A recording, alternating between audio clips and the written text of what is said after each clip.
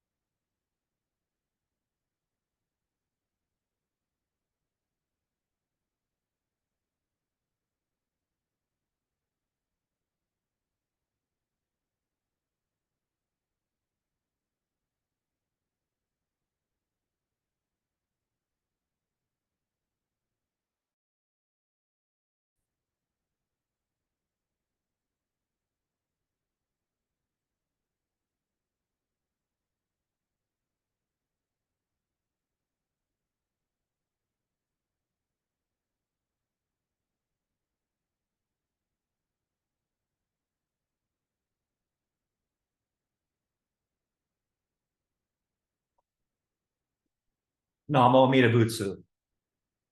Namo Amida Butsu. Namo Amida Butsu. Namadats, namadats, namadats, namadats.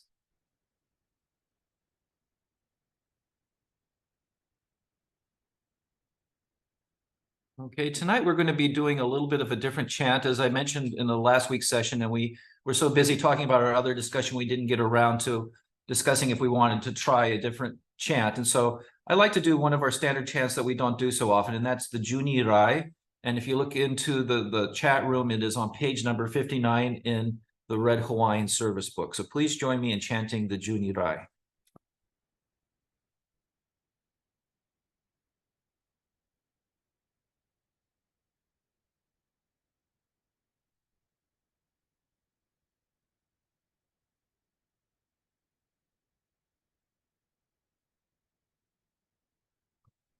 Genshu Tennin Shokugyo Amida Senyo Zokuson Zaihi Mimyu Handako Muryo Bushi Shui Nyu Konjiki Shinjo Nyosen no Shama Tagyo Nyozobu Yomoku Jonyaku Shorenge Koga Chorai Mirason Menzen Enjo Nyomangats Iko Yunyo Senichigats Shonyo Tenku Kushira Koga Chorai Midason Kwanon Chodai Kwan Shuju Shuju Myoso Hoshogon Nobuku Gedo Makyoman Koga Chorai Midason Mubi Muku Kosho Jo 習得強決女国少佐利悪徳自在公が将来見出損実法名門菩薩衆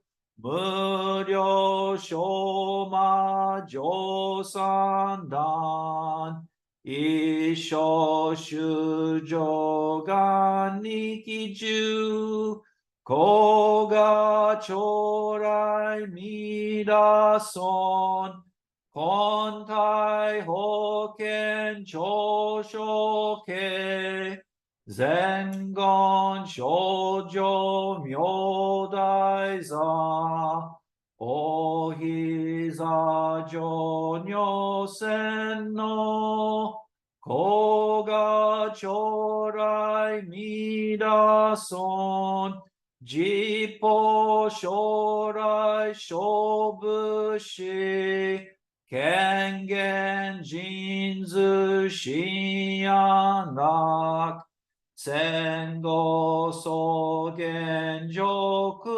業子が将来見出損小無常無我と薬尿水月伝尿炉一種世法無名字子が将来見出損一損無説無悪名薬無女人悪道夫主任死神拒否損子が将来見出損一損無料法勉強無少種悪知識往生不体死菩提子が将来見出損合説非損功徳寺修善無念了解数小逆前言症状が永種たら研究を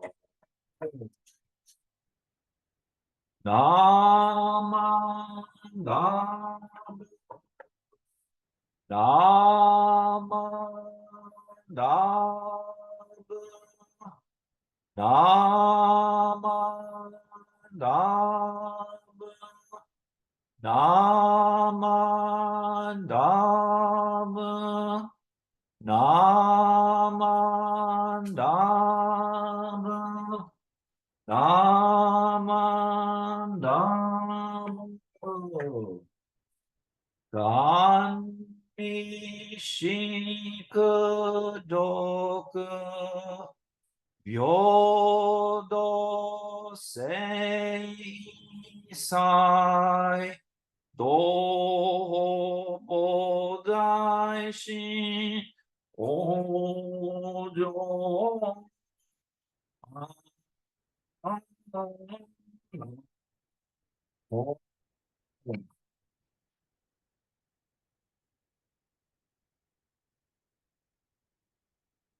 Namadats, namadats, namadats, namadats, namadats, namadats, namadats.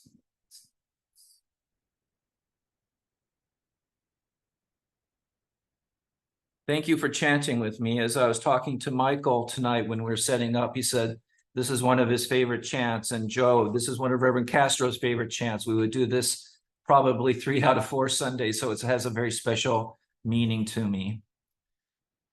Tonight, we're going to be talking about attachments, and I'd like for us to look at this in a different way. As we know that we are the school of Jodo Shinshu, which is a part of the Mahayana school of Buddhism. And so a lot of times when we talk about Shin Buddhism, we talk about self-power versus other power.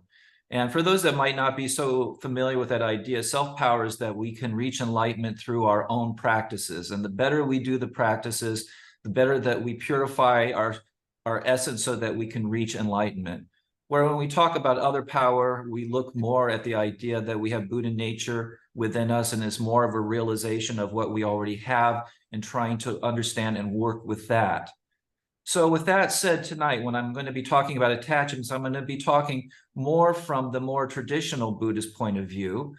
As a part of being the minister at Ekoji, they've asked me to re-record my Introduction to Buddhist class that I did last fall. And so the idea is that these small 15-minute segments will be shown before the Dharma service on Sunday starting in January. And so it's interesting for me to go over this material again, because we do focus so much on the Mahayana, or specifically Jodo Shinshu, but it's so enriching to read all the wonderful traditions that or teachings that the Buddha taught us and some of these practices. So the way that I look at it, it's not an idea that when we try to follow Buddhist practice, it's an idea of self-power or other power. That's a very dualistic viewpoint. What I think is that when we talk about it, it's talking about paying attention to being mindful. And so when we talk about the attachments tonight, the idea is like it's not something that we're trying to get rid of or something that we're trying to repress necessarily, but it's for us to acknowledge them and to work with them, which I think is very much in tune with what we try to teach in Jodo Shinshu. As I said, so tonight I'm going to be approaching it in a more traditional way with the attachments. And actually the historical Buddha broke it down that there's several types of attachments. Now, for those that have known or heard me talk many times in Dharma talks, you know that my previous career before the ministry was working in public mental health. And that was what I studied in college, was psychology.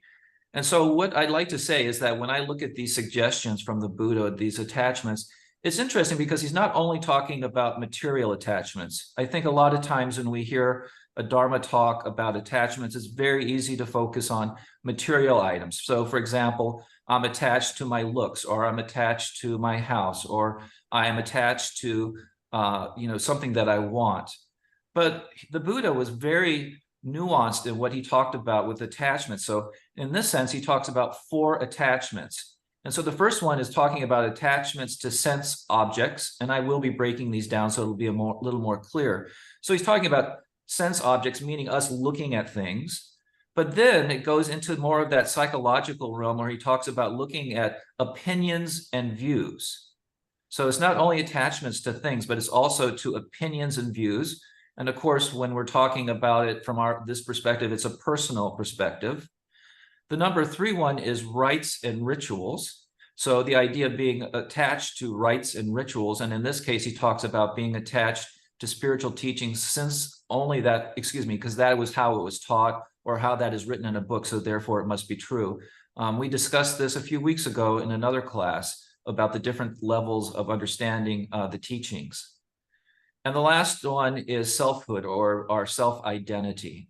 So the Buddha breaks it down into sense objects, which is externalized, to opinions and views, which are internalized, rites and rituals, or which is something, how do we interface with that? And we'll be talking about that in the Buddhist context tonight. And then this idea of selfhood, which is probably one of the greatest misunderstandings in Buddhism for people in the general populace, that the idea is that, oh, Buddhists don't believe that we have a soul. Well, we'll talk about that, the idea of self-soul or permanent soul, but he's talking about our view of ourself. Our selfhood is how he phrased it in this particular lecture.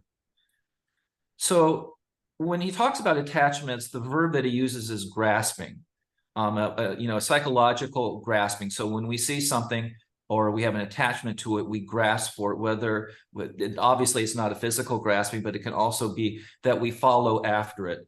And again, as we've always talked about in classes before, is that the Buddha wants us to be present in the moment. So when we're grasping for something, we're not being focused on the immediate moment. It's easy to get distracted. This is another thing that the Buddha talks about with attachments. It's a way for us to get distracted. And so the idea is that if we can eventually be free of some of our less forms of attachment, then that opens up time for us to be able to concentrate on the here and now and to focus on the Buddhist teachings for us to clarify what is a true view, which, as we know, as the Buddha said, is to be enlightened, is to see things as they truly are. So this first attachment is sense objects. So any of you that have read any books that are written by Theravadins or in Pali, they love to use these technical terms. So it's sense objects. And so this is the idea that we're looking at things external in the world, not in our own psychological perspective, but outside. And so that's a cleaning to desirable things that we like. And so this is for obvious reasons, things that are attractive or tasteful or that are fragrant. The idea is that we are immediately attached to this. When I was doing research on this tonight, I was thinking there's a whole industry in the world, it's called advertising, that thrives on this idea of attachment, this idea of, oh, I want to look better, I want to be cleaner, I want to do something. And so they take this idea and they make us want to grasp for it. And that's the whole purpose behind the commercial industry. But the thing is that the Buddha, and we'll be talking about, because a lot of times, again, the dualistic mind that we have is like, oh, well, does that mean that grasping is something that we should completely try to avoid? And so that's not the point, because that the Buddha said that we have these attachments, but that also helps us progress. So we have things as art, we have music, we have, written language, we have poetry, we have all these things. And so those are a positive thing for us having attachments and expressing our feelings about these external things that we are interested in. But again, the Buddha talked about, and we talk about in our class about there's attachment causes emotional suffering. And just to re-clarify, in Buddhism, suffering in Pali is dukkha, which means to be uncomfortable. It's not necessarily suffering as in like a physical sense, like you're in an automobile accident, you have an injury. But what it is a suffering where we create all these causes and conditions, and we create such a cloud of indecision around us about not seeing things as they are, that we cause our own suffering. And then when we have these attachments, it's a very concrete way for us to follow those. And so the idea is that as time passes, that when we're children, we always laugh. We had the Keirokai here at New York this last Sunday, which is the party for the seniors. But one of the ladies had her 4-year-old son, and he's running around, and he's like, instantly, if he sees something, he's grasping for it and playing with it. And we're all laughing because it's so naive, not naive, it's pure, and he's playing with that. And we're all looking at ourselves, and here the seniors are like, they haven't been in this state probably for 60 or 70 years. But we can understand as adults that if we have that attachment, if we just see something and we run with it, how unskillful that is in our understanding of trying to relate to others in the world and for how we relate with ourselves. And so those attachments do become something that is a hindrance. So that is the externalized attachments. And the second one is opinions and views. And I can see some of you smiling on the camera because I think especially in the last few years, the opinions and views, I mean, it's hard to watch the news anymore, no matter what your political affiliation is. It just seems so diverse and so decisive that, it's one extreme or the other, no matter what side you're on, and that the people have their opinions and views. Now, when the Buddha talks about attachment, is we all have opinions, we all have views, but he's talking about our clinging to it. Again, that word clinging. And so what you do is you express your political opinion, or you express your opinion about how wonderful the Buddha Dharma is, but then you have an attachment to it. And he talks about it in the sutras, and talks about sometimes that we will learn certain of these ideas through customs and how we're raised by our parents. But as we get older, we have these concepts, and then we kind of take on a form of their own life. And so I will say something like, I think the Buddha Dharma is the greatest teaching in the universe because of da da da da da. But then I have a hesitancy to take that back. If later in life I have a question about what I've said or the stance that I've taken, the attachment part is that it's hard for us to let go. And so the idea, and we've all known that, especially when we've had petty arguments and you've taken a stance, and then, a few months later you meet up with a person and you realize that your stance is not very clear or very skillful. And then you're thinking, I wish I hadn't said that. But then a lot of us will keep on saying, well, that's what I said and that's what I meant. And so that's what they're talking about with the attachments here. and that that people will be stubborn. This is one of the things that the Buddha talks about, is being stubborn with our ignorance. And again, when we talk about ignorance, it's spiritual ignorance. It's not necessarily intellectual ignorance. So our idea is that even though I know what I said was incorrect, or I've changed my mind on it, our stubbornness is that I hold it. My attachment is I don't want to let that go. And we know that sometimes with certain spiritual beliefs, that people are so concrete with what they believe that when other people try to talk to them, they just cannot open up their minds to have a conversation. This is what it is. My holy text says this is the way it is. My minister, my rabbi, whoever said this is the way it is. And so that's that stubbornness and that attachment that the Buddha is referring to in this. Now, this one I have a little bit of issues with, and then the idea is we have attachment to rituals. Actually, this last Sunday here at New York Buddhist Church, I gave my Dharma talk on rituals with both, because I studied the tea ceremony in Seattle with Reverend Castro and Mrs. Locke. So the idea of ritual, but in this, it's a more broad sense what the Buddha is talking about. I think what the Buddha is talking about is the idea of a religious context, that especially people that have been born and raised in a spiritual tradition and decide or feel obligated to follow that tradition into their adulthood, they will follow practices, and maybe they will follow practices because that's what they were told to do, or that's what they've done since they were children. One of the things I genuinely appreciate about our Buddhist teachings is that we do not have a baptism, so to speak. So our perspective is that if the children want to, if people want to identify as a Buddhist, then they do the affirmation ceremony. And as a minister, and we've done that at Ekoji, and I know that it's done all over the BC. I received my Buddhist name in Seattle many, many years ago. And the idea is that we do have an infant presentation service in our tradition, which I've done a couple times. And what it is that you bring the child, the infant, into to meet the Sangha. You're not baptizing the child. You're not putting the obligation on them to be identified as a Buddhist. You're introducing them to the Sangha. And it's a very special meaning, because as we know that when the historical Buddha was in India and he would go to villages, it was very common for the people to bring up their child and introduce their child to the Buddha. So this is a nod in our tradition going back to introducing the child to the teachings, but that's not saying for the children to identify as Buddhist. And when we do the affirmation ceremony, if people are younger, I don't necessarily encourage them to do it. I think it's if they're a teenager and they say, I want to take refuge in the Buddha and the Dharma and the Sangha, then that's easy. So this idea about the attachment to religious forms maybe isn't as much in our school of Mahayana Jodo Shinshu Buddhism as perhaps maybe the Theravadan tradition, where there are more rituals and more ceremonies around different phases of your life. And like I said, this is a text from early Buddhism. But again, the idea is that the idea of the attachment to the form and not necessarily the content. I think those of you that have, I know a lot of us are nightstand Buddhists. That's one of our Ekoji terms that, you know, we've got lots of books on Buddhism, and you've got to have a book on Zen. I think all of us, or I shouldn't say that, maybe I'm projecting here, but many of us were enthralled with Zen, especially in the 60s and 70s when it came out. And you would read on Zen. And one of the great things is Zen has a sense of humor. And there's so many stories and parables about the Zen monks doing something, realizing that they're too attached to the teaching. There's one parable that I love where, and there's actually artwork of this, where he goes, there's a Zen monk wandering around in ancient Japan, and it's raining. And so he runs into an abandoned temple. And so he's in there and he's cold. And so what he does is he looks up at the statue of the Buddha and he says, okay, well, I'm cold. And so then he takes the statue down and lights him on fire.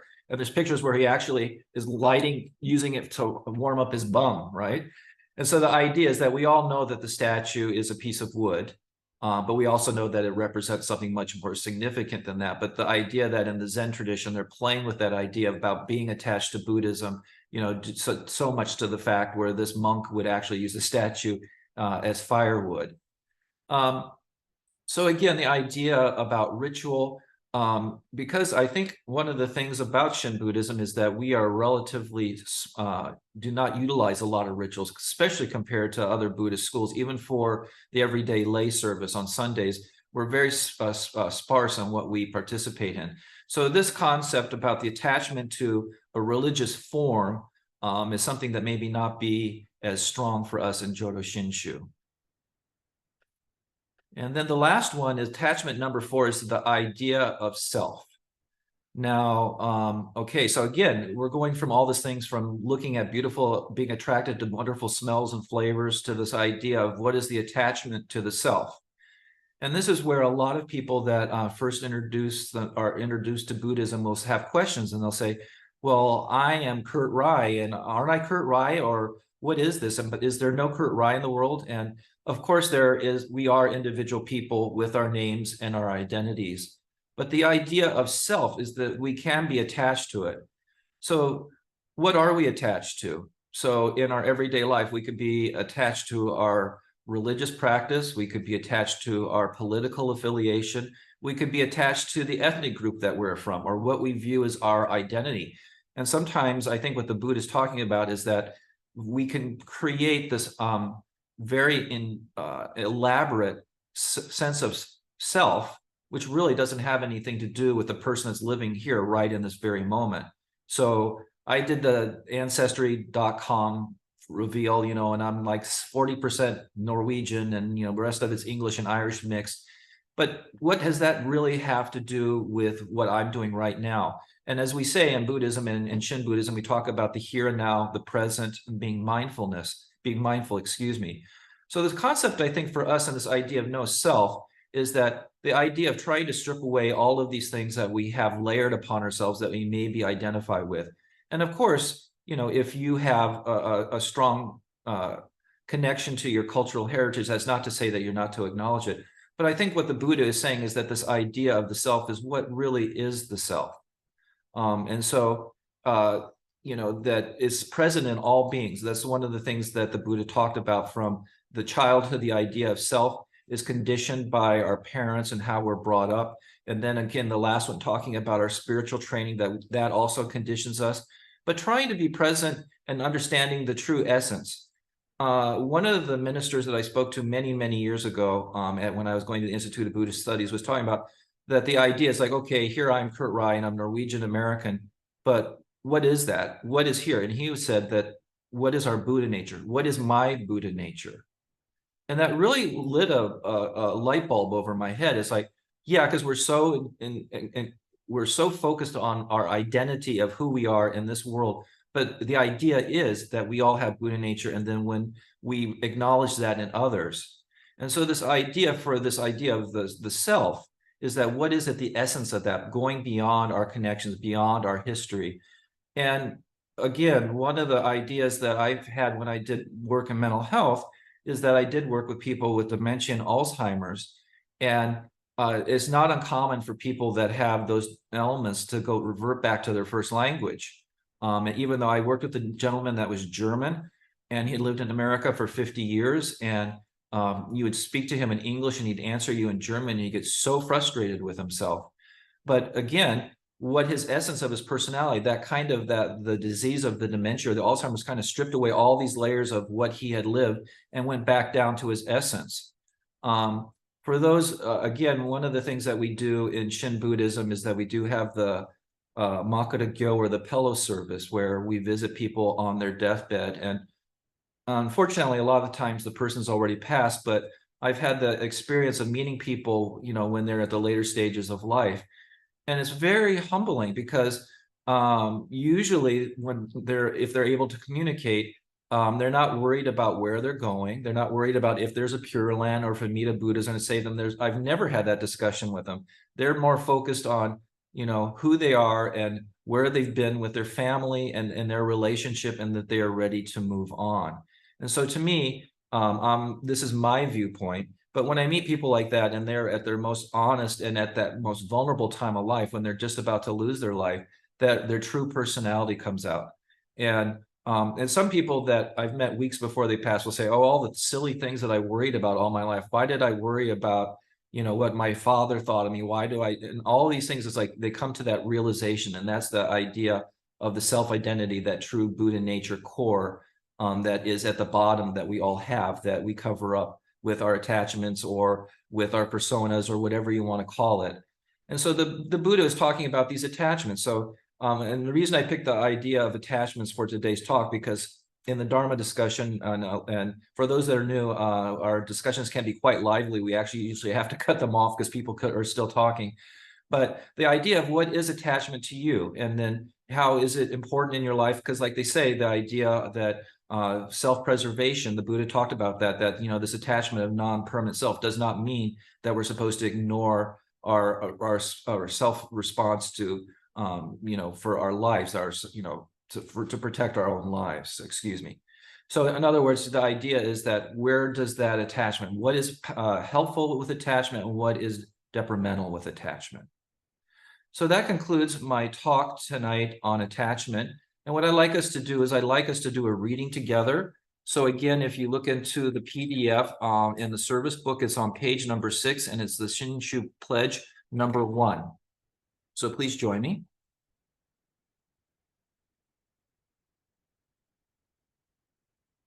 I take my refuge in the vow of the Buddha. Reciting the name, I will live through life with strength and serenity. I revere the light of the Buddha. I will put my effort in my words with self-reflection and gratitude.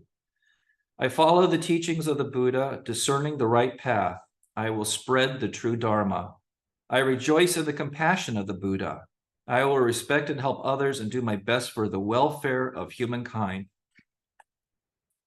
Namo Amida Butsu. Namo Amida Butsu. Namo Amida Butsu.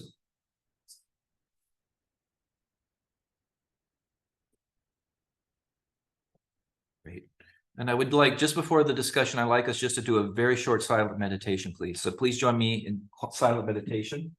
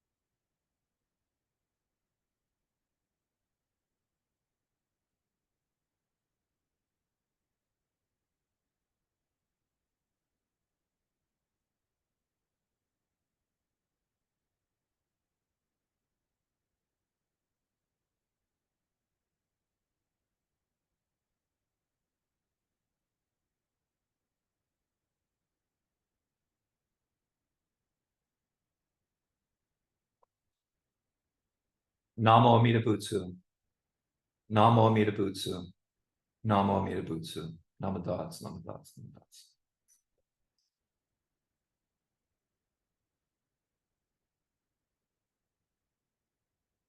Okay, so if we could stop the